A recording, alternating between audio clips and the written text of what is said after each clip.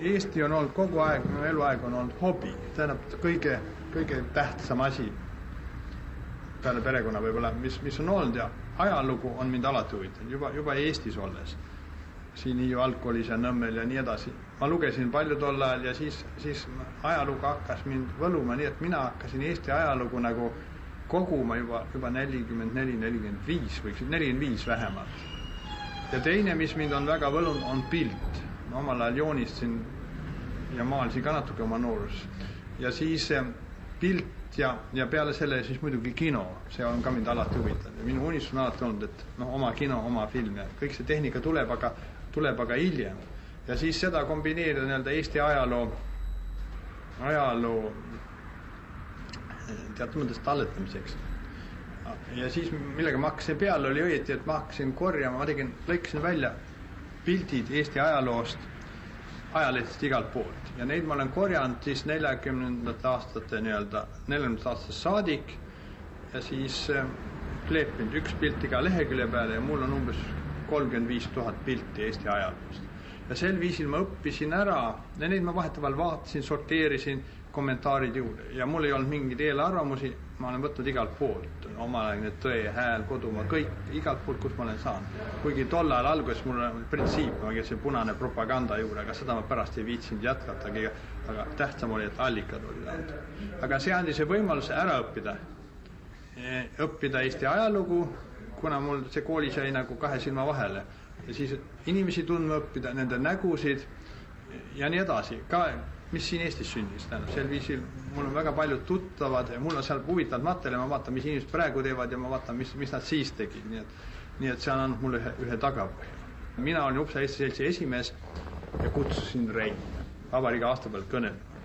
Osa pidasid Reit punases, kuna ta oli sotsiaaldemokraat ja see ajas oli ju lõhki andmine sealt. Aga minul oli Rei esimene, oli asutava kogu esimees, riigi vanem, minu meelest oli tema kõige tähtsam Eesti poliitik, kes oli tol ajal elus.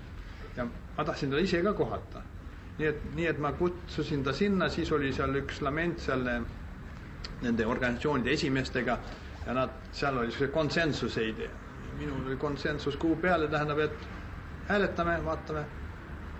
Et siis ma panin ette, et hääletame ja siis vist 1 või 2 hääle majoriteediga ma pressisin selle läbi. Teised tegid hea näo, ma mäletan, et segakoori juhatajad esinesid ka selle aasta peal, aga ta läks minema otse kohe, kui oma töö oli teinud, nii et see oli väike demonstratsioon. Minu meelest oli natuke naer. Aga igal juhul Reit tuli Upsalasse, isegi need, kes Reit pooldasid nagu Aksel Mark, siis nemad leidsid ka, et see oli liiga julge samm, aga ma olen noor ja ei hoolinud sellest. Ja siis tuli Rei Upsalasse ja enne seda siis ma arvan, et see oli Marga pool, Mark pakkus ütleme lõunasööki ja ma sain kaasas olla. Ja mul oli hea meel, et ma sain Rei kõrval istuda ja ma sain temaga rääkida ka ja siis muuseas ka tahtsin natuke ta mälestusi küsida. Ta rääkis küll peamiselt 18, 19, 20 aastat ta on asutava kogu seoses. Sest osa asju ta avaldas ju ajakirjanduses ja siis mälestused tormiselt teelt. Seal ta oli oma memoaarid andnud. Aga mul oli just see tunne temaga koos olnud. Mingisugust erilisi episoodi ma sellest ei mäleta. Rei oli niisugune dünaamine, hirmus kiire jutuga, palju hullem kui mina, tähendab. Kogu aeg vurises, tähendab, ja siis improviseeris. Ta kõned olid ka improviseeritud spontaanselt. Ta hakkas lihtsalt rääkima nagu tolleaegsed poliitikud, lihtsalt nagu vajuta nupu peale ja siis lõpetas. Ja siis muidugi väga optimistlik, et Eesti saab enam-vähem järgmine aasta vabaks, nagu nad kõik ütlesid, aga see võttis siiski 30 aastat või rohkem veel. Siin ma pean vahele lõikama, et Erik Olari, üks insener, tegi juba 50. aastast saadik, võttis 16 mm. See niisugune käsikaameraga võttis üles kõiki need Eesti tegelasi, kes seal Stockholmi kandis olid, mitte ainult Under Ratson, vaid ka siis Rei, Varma, Latik, Kint ja kõik, kes poliitikat tegid, nendest koosolekutest on tal päris palju filme ja need originaalfilmid suurel määral on meie keldris. Seepärast, et üks sugulane tal olid ka need keldris ja sealt ma pääsin need ära, ma olen nad viide peale ka üle pannud. Me ostsime 62, ostsime vist Canoni selle 8 mm, topelt 8 oli lõigatud 16 mm film, selle kaamera ja siis hakkasime filmima. Nii et sellel samal vabariigi aastapäeva aktusel Uppsalas Stockholmi natsiooniruumes, siis mul oli lindistaja, mul oli üks Tandbergi ratastega või kätastega lindistaja oli käigus ja siis oli meil see kaamera üleval. Ma olin muretsenud korralikult lampe, ma arvan 2000 vatti vist panime ülesse. LK8 tegime, nii et üks mässas lampidega ja teine filmis ja meil oli sellal idee, et peab olema statiivi peal, eks ole, stabiilne pilt. Ja siis me võtsime selles aktuses reidi sama korraga üles, muidugi mitte kõik, nii et aga mul on siis kõne olemas lindi pealt ja see osa on olemas, nii et siis hakkas peale ja ütleme, et ka see idee, et kuulsad Eesti inimesed pildi peale panna. Helmut Maandiga on mul üks üle 3-tunnine intervjuu, sest ma uurisin seda pagulasvalitsuse ajalugu ja siis ma tulin ka TIFi valitsusse taga või nende ajaloo juurde ja ette pagulasvalitsuse osas on väga palju segadust. Et neid otsi lahti arutada, siis ma teadsin, et Maandil oli oluline roll. Võeti selle otsa ma sain kätte Artur Mägi kaudu, kes oli ju valimiste peakomitee peasekretär, kui tehti 38. aasta põhiseadus, jurist ja minu akadeemini isa üliõpilasselts Raimlas. Ja siis temaga olen ka muidugi intervjuusid teinud, aga nad on mõne filmi peal. Ja tema käest sain siis, tema arhiivi sain, kui ta ära suri 81. Ja see on ka meie magamistoas. Ja sealt ma sain siis need valitsuse asjad. Mul on seal originaalkirjavahetus tema ja Rei vahel ja teiste vahel, mis ma muidugi pean tasapisi siin ühe parema arhiivi kätte andma. Ja siis ma hakkasin asja uurima. Ja ma lugesin 3-4 kuud neid materjale ja siis see asi läks keerulisemaks, aga ka huvitavaks, järjest huvitavaks. Aga siis, et need otsad lahti saada, siis ma avastasin, et Maandi oli võtmeisik. Pika Hermanni tornis jäi Eesti lipp meie selja taga lehvima, kui meie linnast lahkusime. Kes selle sinna üles tõmbas, ma ei tea, igatahes TIFi staabist seda korraldust kellelegi ei antud. Paldiski maantee oli põgenike rohkesti, Keila vallamaja juures oli Eesti lipp väljas, ümbruses liikus Eesti sõjaväelisi ja omakaitse mehe täies relvastuses. Meie sõidusuun viis Riiseperesse jõudes olid seal kui sõjalaager.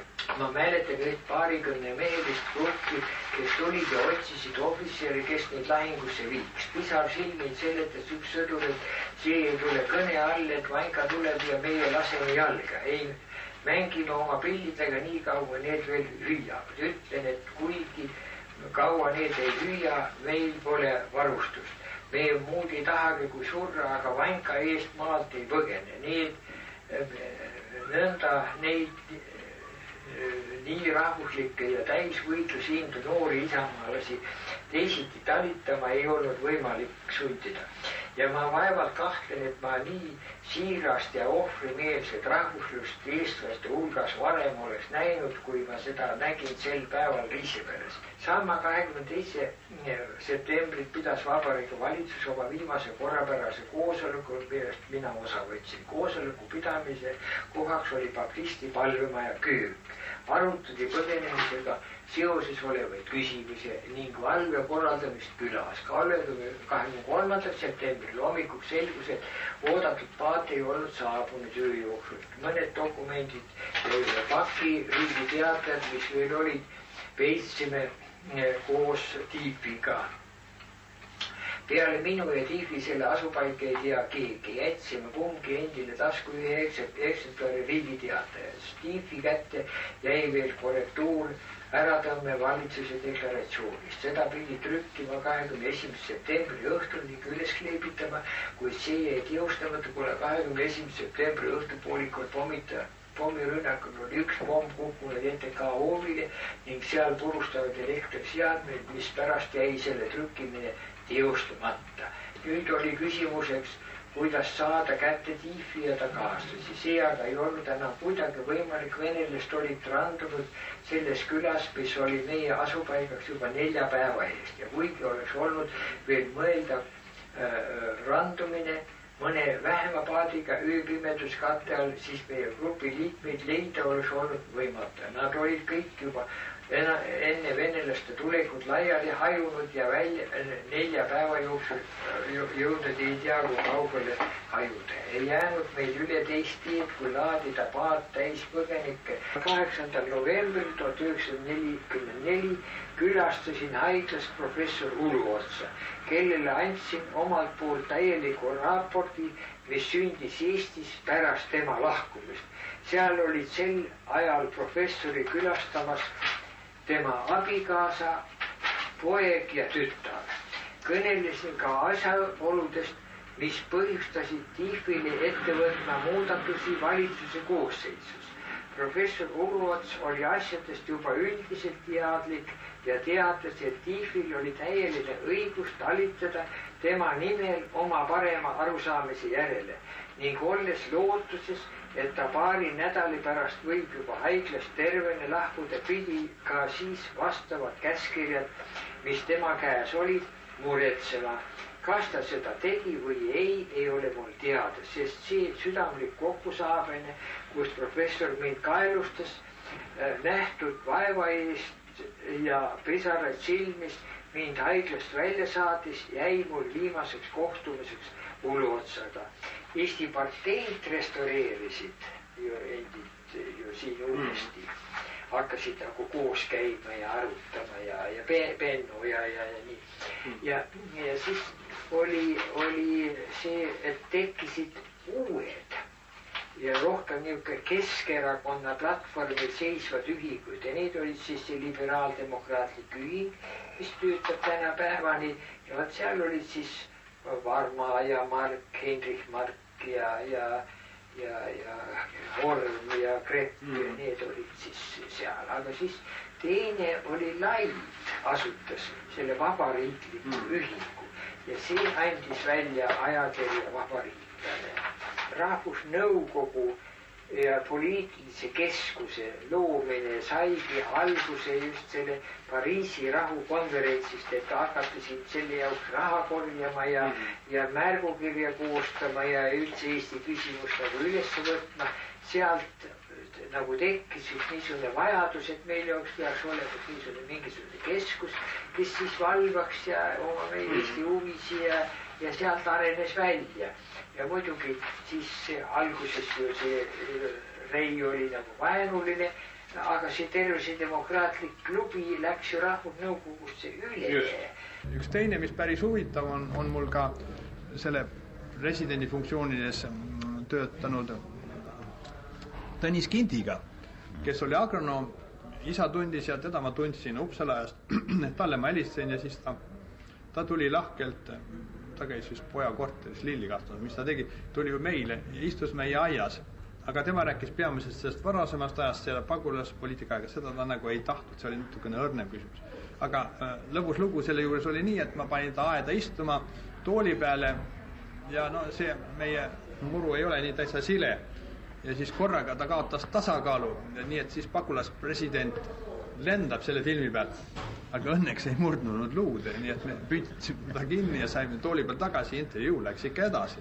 Helgal on see ikka meeles, jah, et president kukkus toolilt. 23.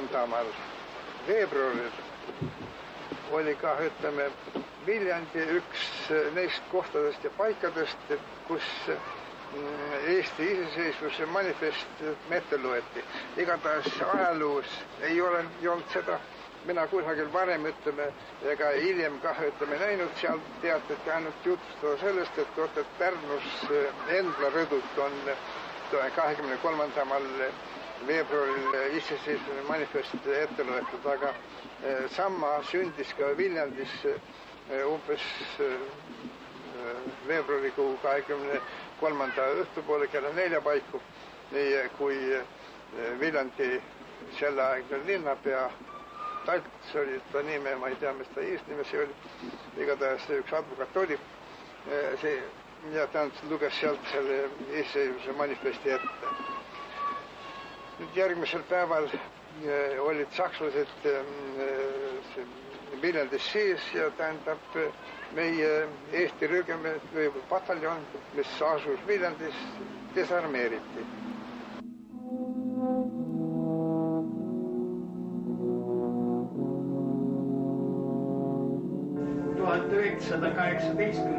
aastal veebruarikuu olles Pärnu gümnaasiumi õpilane, seal õppis ka vanemas klassis Mihkel Lekstein, kes oli Torist pärit ja minu vana tuttav. 23. veebruaril kutsus eesti keele õpetaja, kes oli Pärnu gümnaasiumis ka eesti keelt õpetas, ja Pärnu Postimehe toimetaja Jaan Järve mind ja Mihkel Leksteini enda juurde korteri. Ja kui me sinna läksime, siis ta tegi meile ülesandeks, see oli nii lõunapaiku, ülesandeks käia Pärnus majast majja ja öelda, et tuleks rahvas kokku õhtu kell 8 Endla juurde. Ta käskis Endla oli teater. Teatrimaja Endla juurde. Ta jälle käskis organiseerida koolipoisse, kes käiksid linnas mööda ja jagada tänavate kaupa koolipoiste vahel, et need käisid ja ütlesid, et rahvas tuleks kell 8 õhta Endla juurde. See oli 23. veebruaril. Õhtu koguneski teatud hulk rahvast Endla juurde ja siis ilmus Endla rõdule Eesti maapäeva liige Hugo Kuusner, kes oli Pärnu advokaat ja oli maapäeva liige. Ja tema siis luges ette Eesti iseseisvuse manifesti. See oli, ja pärast seda manifesti lauldi siis Eesti hümni Mu isamaa, mu õnn ja rõõm. Siis ühtlasi teatati sealt Endla rõdult, et järgmisel päeval kell 12 toimub suur rahva kogunemine Endla juurde ja siis kõnelevad seal tuntud Pärnu tegelased seal Endla rõdult ja uuesti saab ette loetud siis ka Eesti iseseisvuse manifest. Ühtlasi teatati, et on ka kirikutesse teatatud, et kirikus hommikusel 24. veebruari hommiku seal jumalateenistusel saaks loetud Eesti iseseisvuse manifest ja rahvale teatada, et Eesti Vabariik on välja kuulutatud. Järgmiselt ühtlasi tegi Jaan Järve siis samal õhtul meile korralduse minule ja Mihkel Leksteinile ja käskis meil Endla rõdule tulla järgmisel päeval kell 12 ja seal sõna võtta kooli noorsoo ja õppiva noorsoo vahel ja noorteorganisatsiooni nimel. Järgmisel päeval olimegi seal, rahvast oli kogunenud kaunis suur hulk Endla ette, teatrimaja Endla ette ja seal siis rääkis esiteks Jaan Järve, kes uuesti luges ette ka selle iseseisvuse manifesti. Peale selle kõneles üliõpilane Oskar Kask, hilisem sotsiaalminister ja kauaaegne Pärnu linnapea ja selle järele rääkis Mihkel Martso, see tähendab mina, rääkisin siis õppiva noorsoo nimel ja Mihkel Lekstein rääkis siis noorteorganisatsioonide nimel. Tervitas siis tervitades Pärnu noori. Sellega oli siis see Eesti iseseisvuse väljakuulutamine teist korda lõppenud.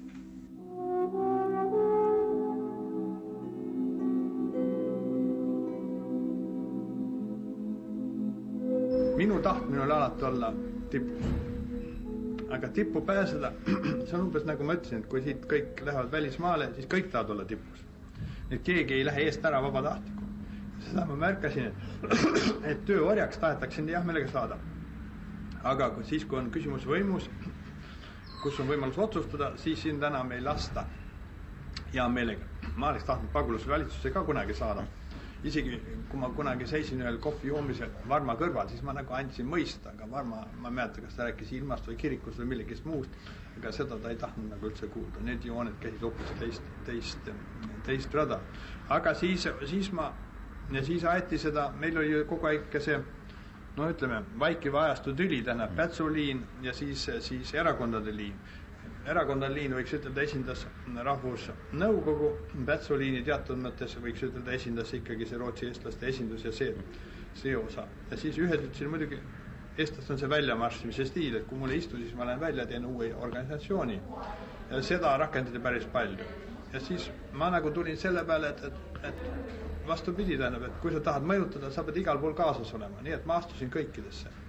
Et ma olin liige Rahvusnõukogus, Rahvusfond, Eesti komitee, Rootsi eestlaste esindus ja siis katsusin natuke igal pool sõna võtta ja see ärritas muidugi. Tollal peeti vist natuke nõkseks nooreks vihaseks meheks. Aga selle oli ka mingisugune efekt tähendab. Aga samas nad olid natuke liigutatud, et keegi noorematest tuli ka ja oli huvitatud ja istus nendel koosolekutel. Sel ajal tekkis ka üks grupeering, mille nimi oli Liberaalne erakond. Siis natuke sama mõtlemine läks nagu laiemale. Seal oli ka muuseas Jaak Maandi, tema oli selle esimees omal ajal. Ja see võiks öelda selle kaudu, see oli meie ilgaeg ja siis me tulime selle pealt, me esineme erakonnana ja katsume võtta rohkem kohti. Tollal oli üks nimestik, hääletati, eks ole, reas.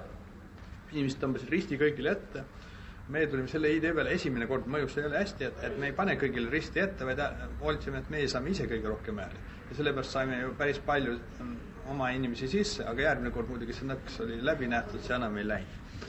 Ja siis see hoog natuke läks üle. Aga no ma olen olnud Rahvusnõukogu juhatuses,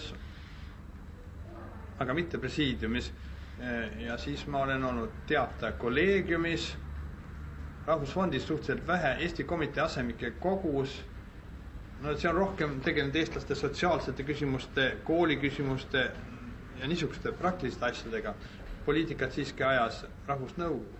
Ja Rahvusnõukogu oli mulle tähtis, sest pagulasvalitsus oli omal ajal seotud Rahvusnõukogu. Kuigi Mihkelson, tema nagu tahtis seda eraldi, tähendab sotsiaaldemokraatide liider eraldi hoida, siis pagulasvalitsus jäi nagu oma ette. Mul oli alati see ettekujutus, tähendab, et kui me tahame oma riiki tagasi saada, siis selleks on tarvis valitsust. Kui meil ei ole valitsust, siis ei ole meil ka pretensioone riigi võimu peale. Aga need, kes seda ei poolda, need see liivakasti mäng ja kõik need diskussioonid, ja sellele käis ju igavene õiendamine edasi tagasi. Peapõhjus ei olnud minu meelest üldse see. Peapõhjus oli, et igaüks tahtis olla president, eks ole, ja valitsus võim. Oleks tema olnud, siis muidugi oleks õige olnud. Aga kuna see on minu valitsus, siis muidugi ei läinud. Aga tähtis oli ju tegelikult printsiip. Ja see printsiip on ju nüüd ju rakenduse saavutanud sellega, et see on järjepidavuse printsiip, mis on Eesti põhiseadusega otseselt seotud. Sellepärast ma leian, et pagulasvalitsuse ajalugu on tegelikult kohutavalt tähtis. Sest ja see on Eesti koolilaste õppimise aine, kuigi see on üks suur pudru ja keeruline asi, siiski ta on 50 aastat Eesti riikliku ajalugu. Sellest ümber ega mööda ei saa. Ma arvan, et 88-89 Eesti, kui otsad lahti läksid, eks ole, see Eesti taasiseseisvuse protsess käima läks. Ma arvan, et see oli kõige vapustavam positiivne sündmus. Seda ma ei uskunud. Mina arvasin, et see on 1000 aastat umbes nagu Lenin pidi elama, eks ole, 1000 aastat kestev protsess, et mina seda oma elus ei näe. Ja teine vapustav sündmus oli ikkagi 44-45, tähendab, et pidime Eestist ära minema. Sest minu elu oli, ma kujutan elu ikka ette, et siin Nõmmel ja Tallinnas ja mujal ja midagi muud ei ole. Ja see muutis kõik. Seda ma ütleks. Aga kõige tähtsam on taas iseseisvus. Mul on Eesti Vabariik alati olnud midagi tohutult primaarset. Välismaalt inimesed ei tule siia otsima mingisugust Ameerika asju. Nad tulevad otsima eestlast ja Eestit. Ja see natuke mul on tunne, et eestlased seda ei ole aru saanud, et see, mis müüb kõige paremini, on see eestipärane väljaspool. Ja et see peaks tulema tagasi. Sellepärast ma tunnen muret, et eestlane ei hakka eitama liiga palju iseennast ja tahab olla väga ameerikalik, sest ma ütleks, et see, mida ka kirjandusest või kõik see, mida katsutakse olla, see tuleb siiski suhteliselt viled, sest seda on palju paremat võtta seal, kus ta on originaalis. Aga eestlane oleks kõige parem, kui ta oleks originaal, ta oleks puhtalt, ta tegeleks Eesti küsimustega rohkem ja Eesti kultuuri asjadega ja see käib ka muuga tähendab, et ei maksa järelahvida kõike. Tähendab, muidugi tehnika ja kõik see valdkond, kõik abinõud on üks, aga oma isiksust ei tohi ära müüa.